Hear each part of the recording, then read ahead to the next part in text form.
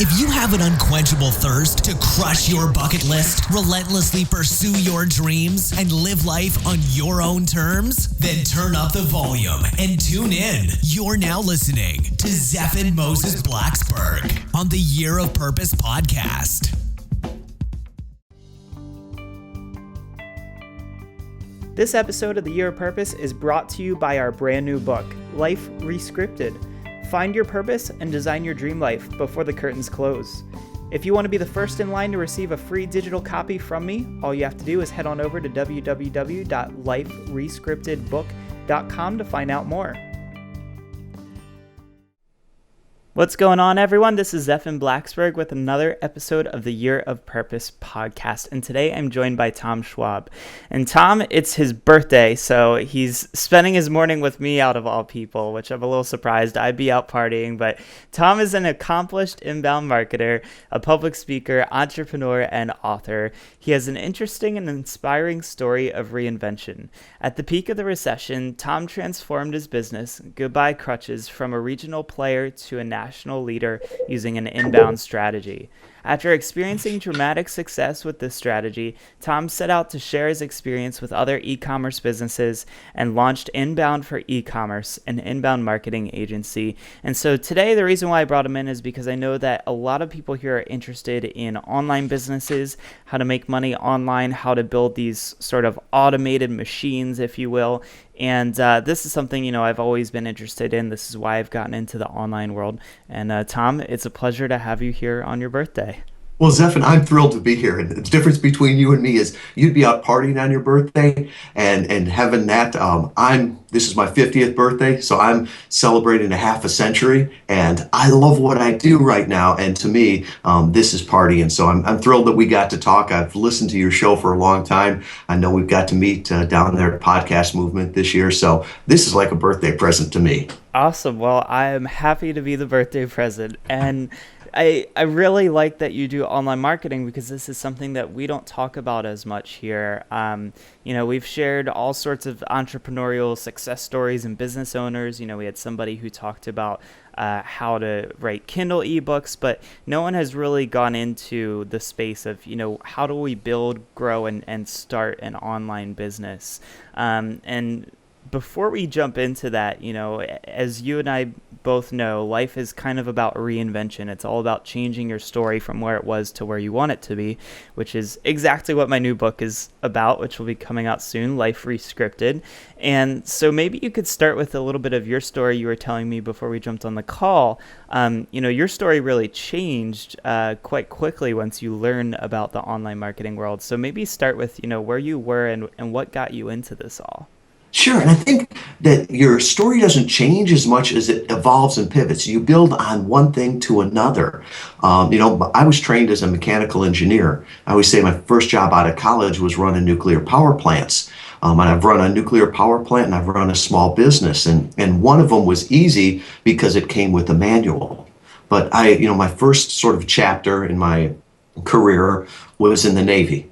My second chapter was in the corporate world. In sales and marketing, and I just never felt the passion there until I started my own business and became an entrepreneur and really came into the online space here.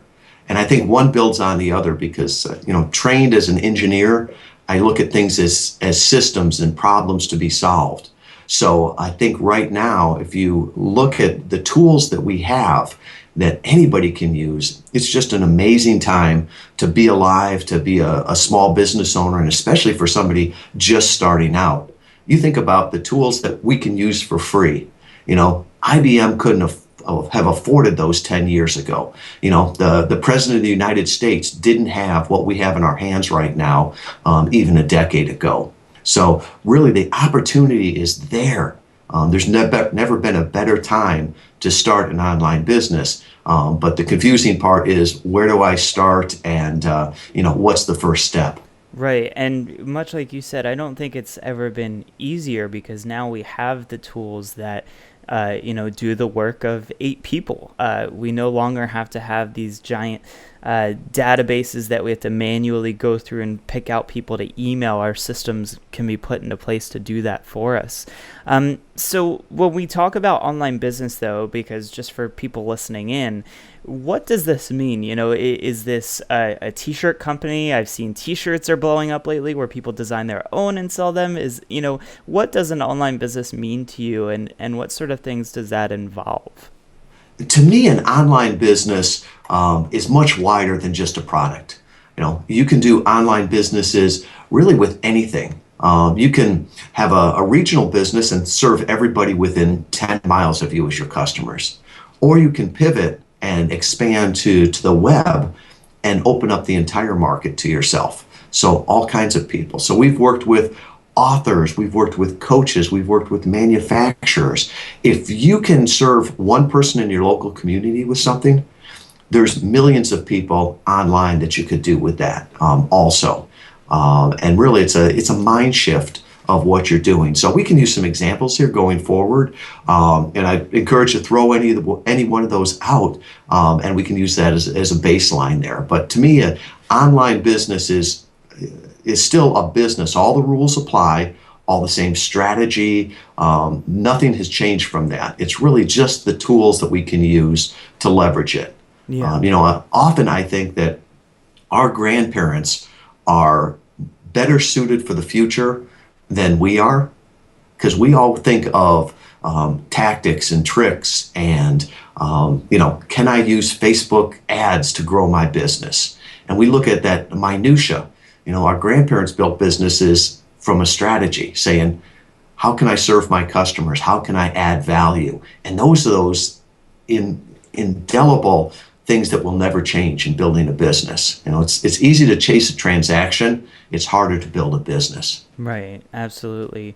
So I guess, in a moment, I want to ask you, where do we get clients from, and where does that even happen? Because, most people are going to wonder, well, okay, I can build a business, but then where's the money come from? But I guess the first question is really, how do you take someone who maybe feels like they don't have the proper skills for it? I have a lot of friends who graduated college with business degrees, with marketing degrees, and all these things, but they're in a job where they're sitting in a cubicle, they're a paper pusher, right? And so they don't necessarily feel that they have the right abilities or skills to make something like this happen. How do you take your knowledge and what and actually profit off of it, or figure out what you're going to sell? Well, I think nobody has the skills to do what they want to do in the future. If you had the skills, you'd be doing it right now. So with that, it's a continual learning process, and that as you do it, you will learn more. There's collaboration of reaching out to people to learn that. You don't have to do it all by yourself. And now is such a great time that you can learn on YouTube, you can learn from podcasts, you can learn what you need to. And I'm a big fan of just-in-time learning. There was a lot of things that I learned in college that I never used, and if I needed them right now, I'd forgotten them.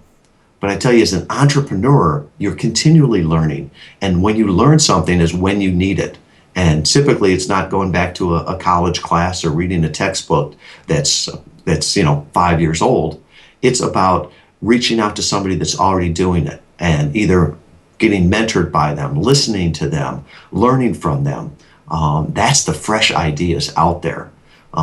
I would look at myself. Do I know right now what I need to take my business to where it's going to be in 5 years? Heck no. But I know there's a lot of people out there that do, and I can learn from them. I can partner with them. And that's the exciting part. Yeah, no, it's really exciting because it's going to open up a lot of opportunities. You're going to meet a lot of people. I've found so many odd businesses. I was just watching Shark Tank the other day, and these girls made this like edible cup. So instead of making all these plastic cups, these edible cups that were almost like those fruit, not those fruit bars, but like that fruit leather that you can eat. Yeah, like the fruit roll-ups. So they made this cup out of that.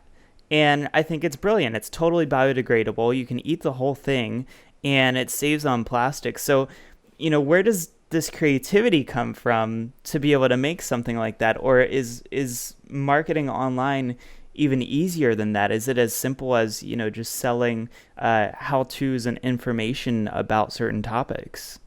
Well, I always say that the smartest people in the world are your customers, right? You have an opinion about a business, I have an opinion, but the only experts are your customers.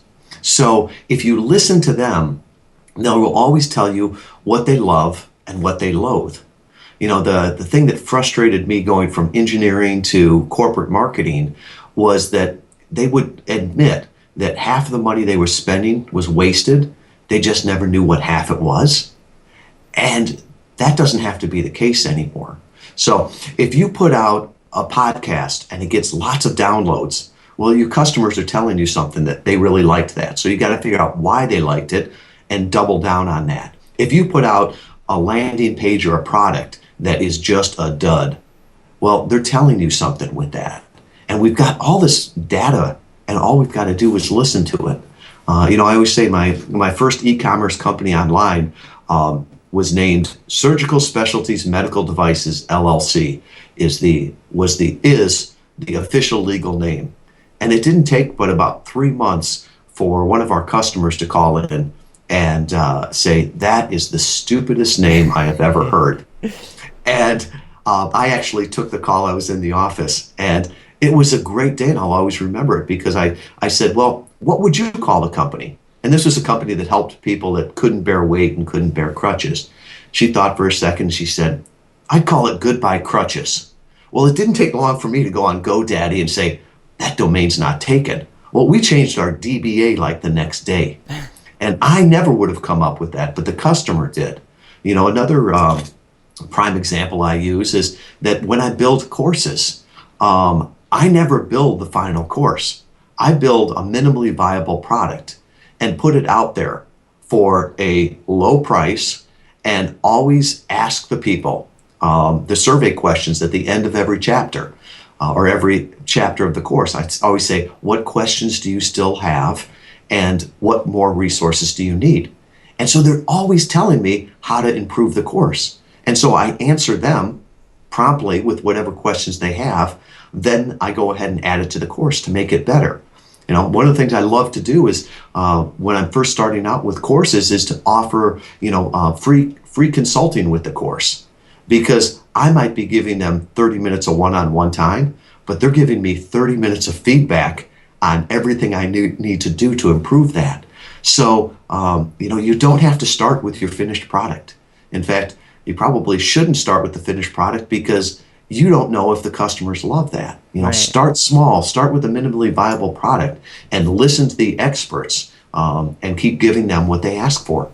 Yeah, that's exactly where my book came out of was, we're about a little over 50 episodes into the podcast, and I had always wanted to write a book, but I didn't quite know, what direction it was going to take or what it would be about. And I started looking back through and figuring out, what topics really resonated with people, what stories were people really interested in. And the book was kind of born out of that. So that was really the strategy there is figure out what they want, put out little things here and there. And then once you figure out which one is a big hit, really expand upon that and test that even further. Now, before we dive too far into the deep end, I'm just saying, if we were to start from ground zero, I quit my job last week and next week I need to start creating a business, where do I start from on ground zero in creating a business if I had to just start over completely? I think with any business, if it's an online business, a brick and mortar business, I think the best thing you can do is define who your ideal customer is. I talked with a friend and he was selling a book, and I said, who's your ideal customer for this? And he said, anybody with 1995. It's like, no, that's not the way it works. We get crazy customers because we attract crazy customers, and they're just as frustrated with us as they are as we are with them. So find out who you resonate with, who you can serve, and you got probably a good sense of that. And as your business goes on, you can decide, I really liked working with this customer. I do it for free. They loved me. They sent me referral customers. And this one we really didn't mesh with. And the great thing is that you can be very, very, very specific when you've got a large pool to fish from. I use the example, my grandfather was an old Irishman, and he told me when I was in high school, he said, always pick carefully who you drink with because you can't pick who you work with. And unfortunately for him, that was the truth. He had a service station in a small town. He had 10,000 people that were his customers. And Zephyr, you and I don't have that anymore. I mean, we can pick who we work with. There's 330 million people in the United States, and we can pick a very, very small niche of those people that we want to work with, that they want to work with us. So instead of just going out there and saying, I want to sell something, start with saying, I want to serve this niche of audience. I want to serve these type of people, and then find out what value you can add to them. I always say that you focus on the customer first as opposed to yourself. So focus on who you want to work with, and then look at yourself and say, what value can I bring to them? So if I were to throw out just an example, as many people know listening in, I'm very passionate about rowing. Now, I can't exactly create the next largest boat manufacturer for rowing teams because there's a couple of companies that essentially have a monopoly over there. And I can't exactly do the jerseys for it because there's a couple of companies too that also have a monopoly over that. But let's say maybe I wanted to go into some sort of a way to teach rowers or to train rowers to become better athletes. That's quite possibly a very good online business solution because a lot of that training can happen all online. Where do I, what sort of software am I using? What sort of things do I have to create? I mean, does it start with a website, or do I have to find 10 clients and sell them something before it even exists? What happens there, just at least in that example, just to give people an idea of what they'd be looking at? Sure, that's a great question and a great example. To start with a boat manufacturer, a jersey manufacturer, that's going to cost millions of dollars of capital. But what you're talking about here, you can start part-time. So granted, you have to have some platform to go off of. Now that platform could be as easy as a Facebook group to talk with people about rowing. It could be as easy as a WordPress site to put up there and to start the conversation. You could promote it on social media. Find out where your ideal customers are and start talking to them. And your ideal customers may not be Olympic rowers or collegiate rowers. It could be, middle-aged men that always wanted to do it and want to get back into it, and that they're looking for somebody to teach them. And so with that, you could do a lot of things. We've got our online businesses here, but it's really content that drives them. So you could put content out with little video tips. You could put Periscope tips out there just to start a following and a discussion. You could go on Blab every day at the same, or every once a week at the same time, and talk about rowing, and people would start following you. They could ask you questions. And a lot of times that's going to differ for you based on who your ideal customer is. If it's a middle-aged person that's got a full-time job, well, your rowing Periscope or Blab might be first thing in the morning before they go to work, or late at night. But putting that things out there, and you're going to see a trend very quickly of the things that people ask. They're going to say, Zephyr, how do you do this, or how do you do that? And what you can do with that is find the most important questions they have and start to answer those. And you can answer them with some free offers to get them to engage, to give you their email address. You could put some online coaching programs. You could bring a mastermind together, but really building that all around the passion and the people there. And it's a very incremental way where it's not taking a whole lot of time. It's not taking a whole lot of capital, and you're not making mistakes along the way. You're not betting that this product is going to sell. No, the customers are already telling you, I want to buy this product. Gary Vaynerchuk has that book out, Jab, Jab, Jab, Jab, Right Hook. I might have missed a jab in there. But I look at it as serve, serve, serve, serve, ask. So if you're putting out the podcast on rowing, if you're putting out a blog or a Periscope on rowing, and all of a sudden the community is around you, people are going to start asking you, hey, can you make this product for me? Hey, do you know where I can buy this product? And, like I said, it can be a minimally viable product, get people's feedback, and all of a sudden you go from having an online course that you sell for $9 a pop to having an online course that you sell for $200, a monthly subscription that goes along with that to the community. Oh, and by the way, next year we're going to have the live event in Baltimore for rowing, and the year after that there's one each quarter in different places that your fans and your community can go to. So it's a continual process, but it all focuses on who you want to serve. Makes sense. And I think that you're absolutely right with using those tools that you mentioned. There's Blab, there's Periscope, and for the people listening in, because Blab is such a new thing, some of them might have heard of Periscope, but maybe just explain really quickly, what are Blab and Periscope, and why people might want to get on those, today. I always laugh at that, because as we're recording this, everybody says, "What is that?" When it posts, people will go, "Oh yeah, I've heard of that." And now when somebody listens to this podcast 2 years ago, they're like, "Oh man, I remember those days when they were using that." Basically, it's an online video service, so you can live stream discussions. So Periscope is more of a monologue. So I can go right on my cell phone or smartphone and have a discussion with anybody that's listening there. Blab is more of a dialogue. It sort of looks like Brady Bunch. You've got 4 squares there. You can invite people onto it, have them ask questions, and it's more of an interaction there. And all of those tools are free. The barrier to entry is so easy. If you've got a smartphone, you can do that. I mentioned starting a podcast on it. Well, I've taken a different aspect. Anybody that says starting a podcast is easy has either never done it or doesn't do it well.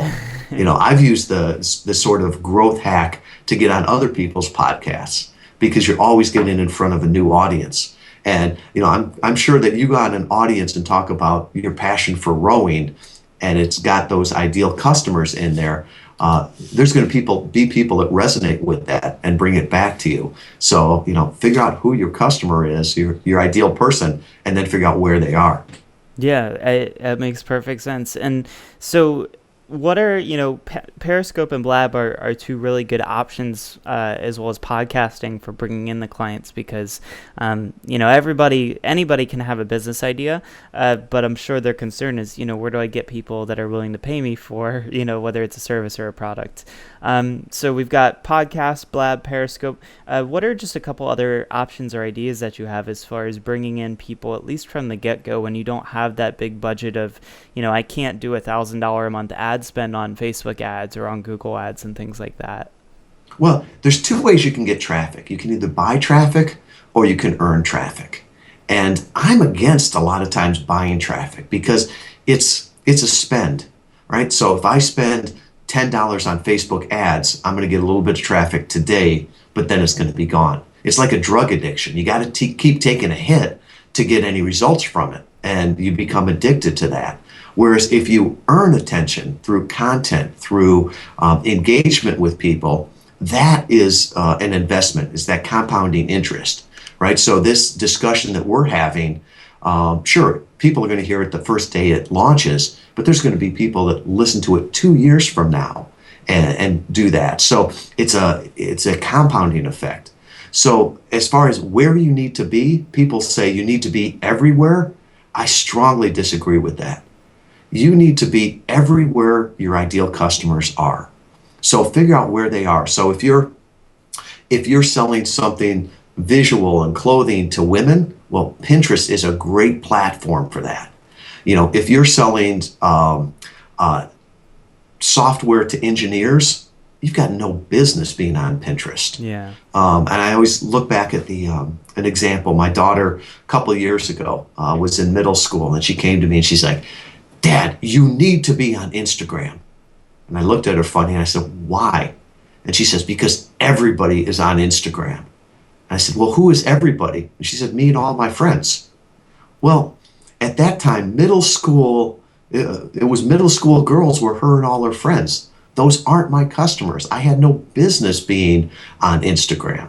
I'd be annoying them and wasting my time. So find out where your audience is. And that's very easy. It's unscientific. You can do great studies and everything like that, but just ask them. Take your 2 or 3 best customers or even leads if you don't have customers yet, and just talk to them. Like I said, give them the free coaching, the free consulting, and ask questions like, where do you get your information? What podcast do you listen to? Are you on social media at all? And they will tell you the platforms that you need to connect with them.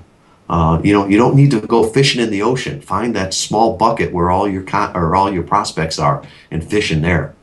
Makes perfect sense. I mean, go after where they're already at. It's pretty simple. It can't get much easier than that.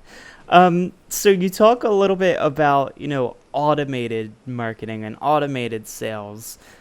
Where does that come into play? Because I don't want people to think, okay, I literally just hit a button right here and I have a business and it just goes and I make money magically, because there is a lot of work on the front end to make things like this happen. But it's much easier once you do put in the work. So maybe talk a little bit about, what are these automated functions that, we can create for our businesses, and how does it get easier once, you set all this stuff up?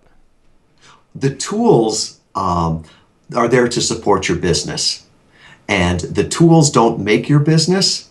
So once you figure out how you want to serve somebody, figure out how you can automate that. So from the standpoint of, let's take somebody that's just starting out.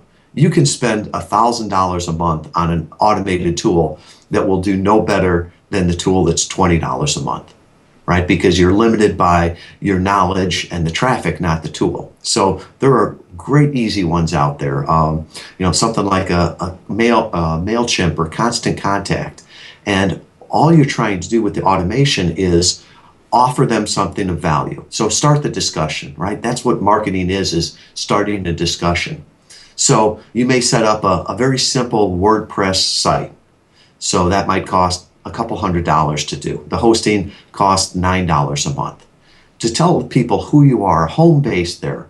You could put your blogs there. You could put your video interviews. You could put things like that. And you want to drive people back to that home base so that they know where you are.